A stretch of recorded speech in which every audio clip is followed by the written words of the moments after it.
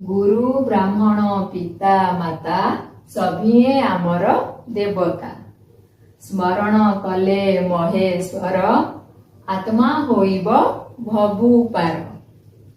फुटी अछि पद्म फूल सरोवर जले आसरे तोलिबा पद्म मिलिन सकळे। शुभ सकाळ पिला माने आपण मानको आ गोटे नुआ क्लास को स्वागत करूची। आज रो क्लास रे आमे पढिबा म फळा। पूर्व क्लास रे आमे पढिथिले न फळा मने अछि समस्तकर। चलतो थरे देखि नबा न फळा कि परि थिला। पूर्व क्लास रे पढिथिले न फळा। न फळा रो चिन्ह कि परि थिला एही परि थिला। कोठी दउथिले अक्षर रो तळे कि परि उच्चारण करूथिले क न फळा क्न, क न फळा क्न, क्न ग्न ग्न एहीपरि उच्चारण करुथिले। आज रो क्लास रे आमे पढिबा म फळा। म फळा म फळा।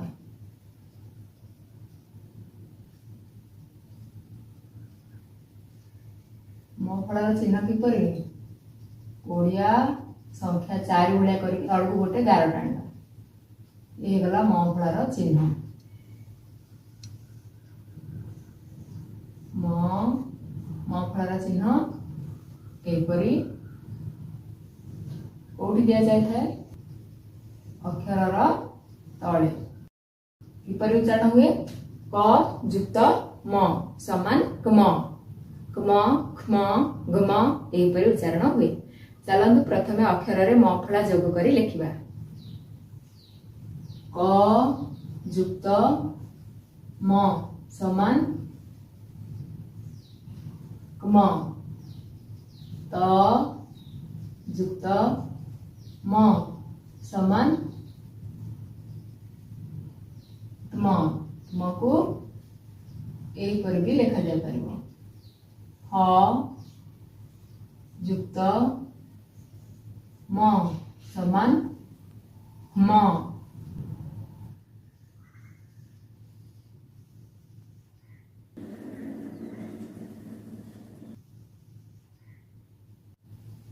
ख म फळा खम, ग म फळा गम, घ म फळा घम, उ म फळा म, ट म फळा टम, थ म फळा थम, अण म फळा अणम, द म फळा दम, ध म फळा धम, न म फळा नम, म फळा म, स म फळा स्म, मूर्धन्य स म फळा स्म, दन्ते स म फळा स्म। म रे म फळा देले एही परि छोटो म टिए लिखा जाय थाए। म फळार चिन्ह दिया जाय नाही, छोटो म टिए लिखा जाय थाए ता तळे। उच्चारण कर नबा क युक्त म समान कम, त युक्त म समान तम, ह युक्त म समान हम, खम गम घम म, टम ठम णम दम धम नम म, स्म स्म स्म। एबे शब्द रे म फळा जोग करी लिखिबा आउ पढिबा। पद्म प द रे म फळा पद्म, द म मिसिकी दम हैछि पद्म।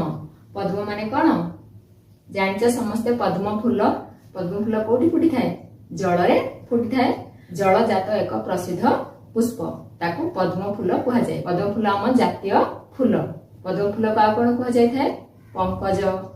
पंकरु जात होई थाए। पंकरे तार नाड़ थाए मूल थाए पंकरे ऊपरे फूल फुटी थाए सुंदर बड़ गोलापी रंगर धला रंगर फूल होई थाए ताकू पद्म फूल कुहा जाय थाए। घरे झोटी देले आम समस्त पद्म फूलर चित्र कर थाउ। एपरि आर गोटे लंबा नाड़ थाए पानी भितर थाए एमदी बड़ पत्र थाए। ये होछि कोन पद्म फूलर चित्र। गणना रे लक्ष कोटि को पद्म बोली कुहा जाय थाए। पद्म बुझिलो तापर शब्द लिखिबा। सद्म दंत स द रे म फळा सद्म। मनुष्य माने विश्राम करबा को जेउ जागा को जाय थांती से जागा को सद्म कुहा जाय थाए। ଗୃହ, ବାସସ୍ଥାନ, ଘର ଏଇ ସବୁକୁ ଛଦ୍ମ କୁହାଯାଇଥାଏ। ଛଦ୍ମ ଛ ଦରେ ମ ଫଳା ଛଦ୍ମ। ଛଦ୍ମ ମାନେ କଣ? କପଟ, ଗୋପନୀୟ, ଛନ୍ଦ ଏଇ ସବୁ କହିବା ଛଦ୍ମ। ଛଦ୍ମ ରୂପ ମାନେ କଣ? ଗୋପନୀୟ ରୂପ। ରାମାୟଣରେ ପଢିଥିବେ ବା ରାମଲୀଳା ନାଚରେ ଦେଖିଥିବେ, ରାବଣ ଯେତେବେଳେ ସୀତାଙ୍କ ପାଖକୁ ଭିକ ମାଗିବାକୁ ଆସିଥିଲା, କିପରି ଆସିଥିଲା? ଛଦ୍ମ ବେଶରେ ଆସିଥିଲା। ରାବଣ ତାର ରୂପରେ ଆସିଥିଲା କି? ନା, ଋଷି ବେଶ ଧରିକି ଆସିଥିଲା। ତ ସେ କଣ କରିଥିଲା? ଛଦ୍ମ ରୂପରେ ଆସିଥିଲା, ଛଦ୍ମ ବେଶରେ ଆସିଥିଲା, ଗୋପନୀୟ ବେଶରେ ଆସିଥିଲା। ଛଦ୍ମ ମାନେ ବୁଝିଲ? ଛଦ୍ମ ମାନେ କଣ? ଗୋପନୀୟ, କପଟ ବା ଛନ୍ଦ। ଜନ୍ମ ବର୍ଗୀୟ ଜନ୍ମ ନରେ ମ ଫଳା ଜନ୍ମ। ଜନ୍ମ ମାନେ କଣ? ମାତୃ ଗର୍ଭରୁ ନିର୍ଗମନ, ତାକୁ ଆମେ କହିବା ଜନ୍ମ। ମା ପେଟରୁ ସନ୍ତାନର ଉତ୍ପତ୍ତି, ତାକୁ କୁହାଯାଏ ଜନ୍ମ। ଆଉ କଣ ଏହାର ସମାନାର୍ଥକ ଶବ୍ଦ ହୋଇପାରିବ? ଯେ କୌଣସି ବସ୍ତୁର ନୂତନ ସୃଷ୍ଟି, ଆବିର୍ଭାବ ଏଇ ସବୁକୁ ଜନ୍ମ କୁହାଯାଇଥାଏ। ରଶ୍ମି ର ତାଲବେଶ ମ ଫଳା ହର୍ଷଇ ରଶ୍ମି। ରଶ୍ମି ମାନେ କିରଣ, ସୂର୍ଯ୍ୟ ରଶ୍ମି, ସୂର୍ଯ୍ୟଙ୍କର କିରଣ। ଗୁଳ୍ମ ଗ ହର୍ଷ ଗୁ ଳରେ ମ ଫଳା ଗୁଳ୍ମ।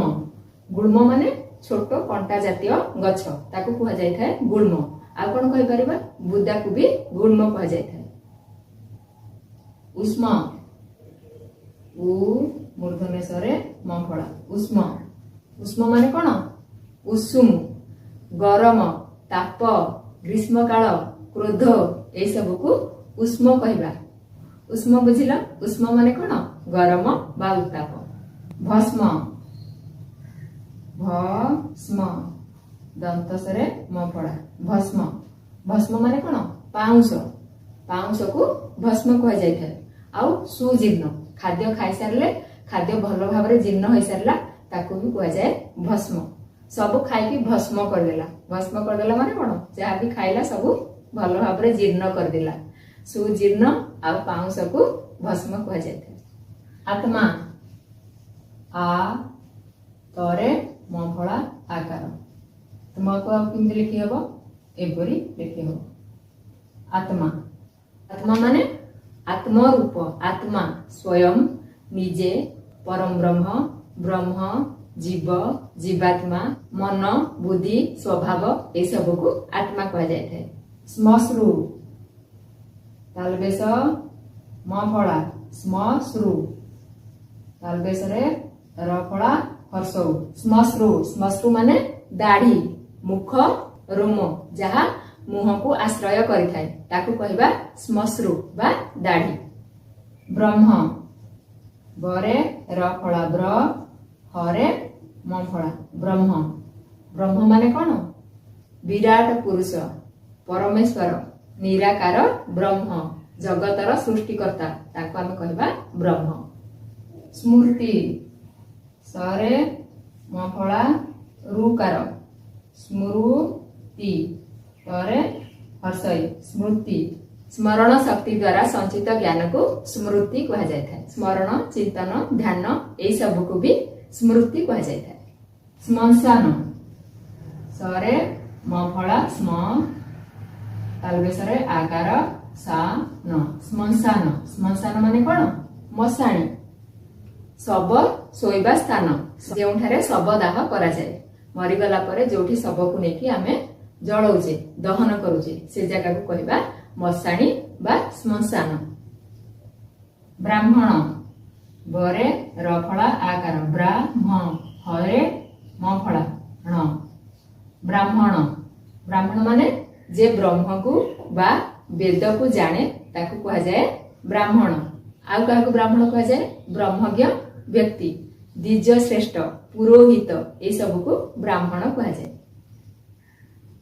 ଶାଳ୍ମଳୀ ତାଲବେଶ ଆକାର ଶାଳ୍ମ ଳରେ ମ ଫଳା ଳରେ ଦୀର୍ଘଇ ଶାଳ୍ମଳୀ। ଶାଳ୍ମଳୀ ମାନେ ଶିମିଳି ଗଛ। ଶିମିଳି ଗଛ ଗୋଟିଏ ପ୍ରକାରର ଗଛ ଅଛି, ତା ଦେହରେ କଣ୍ଟା ଥାଏ ଆଉ ବଡ ବଡ ଫୁଲ ଥାଏ ଲାଲ କଲରର, ତାର ତୁଳା ବାହାରିଥାଏ, ତା ଫଳରୁ ତୁଳା ବାହାରିଥାଏ, ତାକୁ ଶିମିଳି ଗଛ କୁହାଯାଏ ବା ଶାଳ୍ମଳୀ କୁହାଯାଇଥାଏ।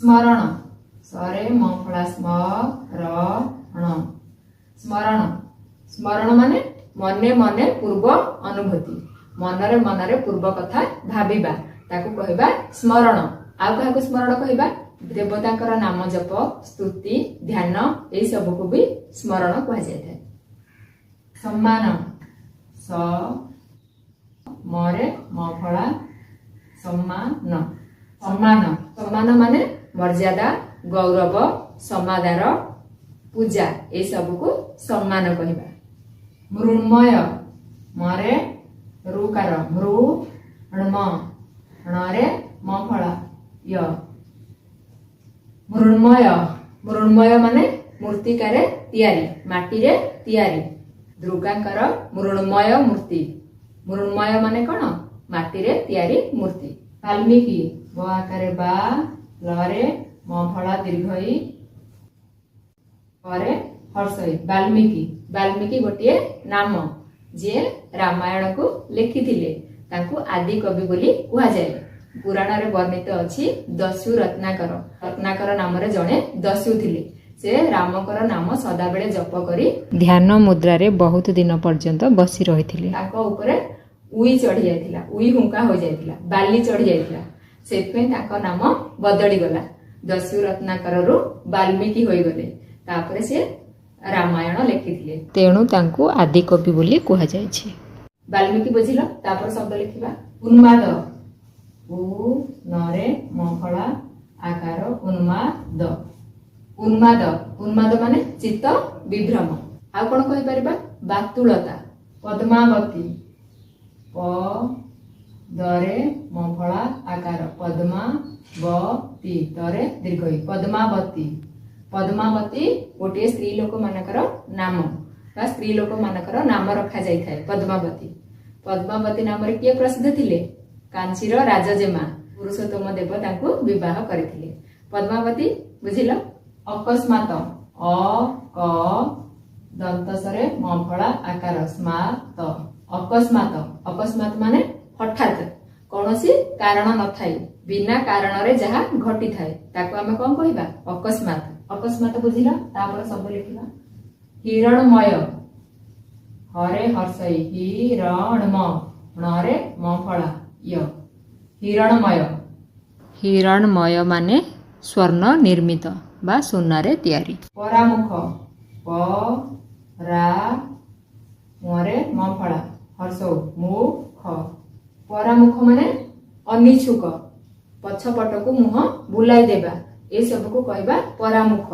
आ कोन होई परिबो विमुख प्रतिकूल उदासीन ए सब को भी परामुख कह जाय थाए शब्द गुडी को लेखिले तार अर्थ बुझिले चालंतु थरे पढि नबा पद्म सद्म छद्म जन्म रश्मि गुणम उष्म भस्म आत्मा श्मश्रु ब्रह्म स्मृति श्मशान ब्राह्मण शालमणि स्मरण सम्मान मृण्मय वाल्मीकि उन्माद पद्मावती अकस्मात हिरणमय परामुख एबे चलंतु किछि उपदेश मूलक शिशु गीत पढ़िबा लेखिबा आ ताकु बुझिबा को चेष्टा करबा गुरु ब्राह्मण पिता माता सभिए आमर देवता स्मरण कले महेश्वर आत्मा होइब भवु पार फुटी अछि पद्म फूल सरोवर जळे आसरे तोळिबा पद्म मिलिन सकळे चलंतु लेखिबा गुरु ब्राह्मण पिता माता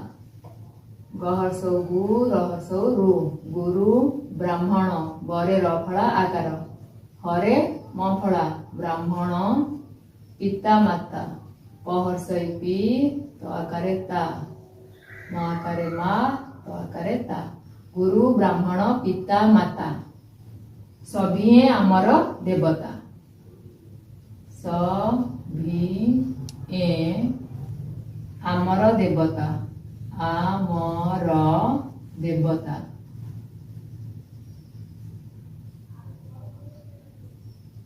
स्मरण कले महेश्वर स्मरण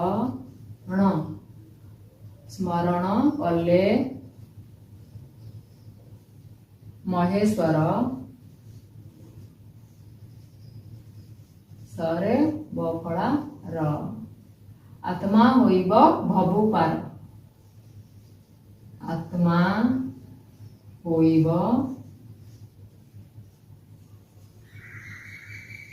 ଭବୁ ପାର ଭବୁ ପାର ଫୁଟି ଅଛି ପଦ୍ମ ଫୁଲ ସରୋବର ଜଳେ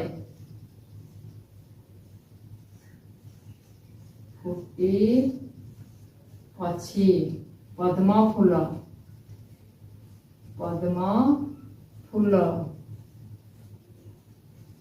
ସରୋବର ଜଳେ ସରୋବର ଜଳେ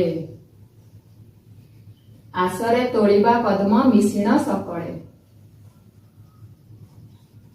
ଆସରେ ତୋଳିବା ପଦ୍ମ ମିଳିଣ ସକଳେ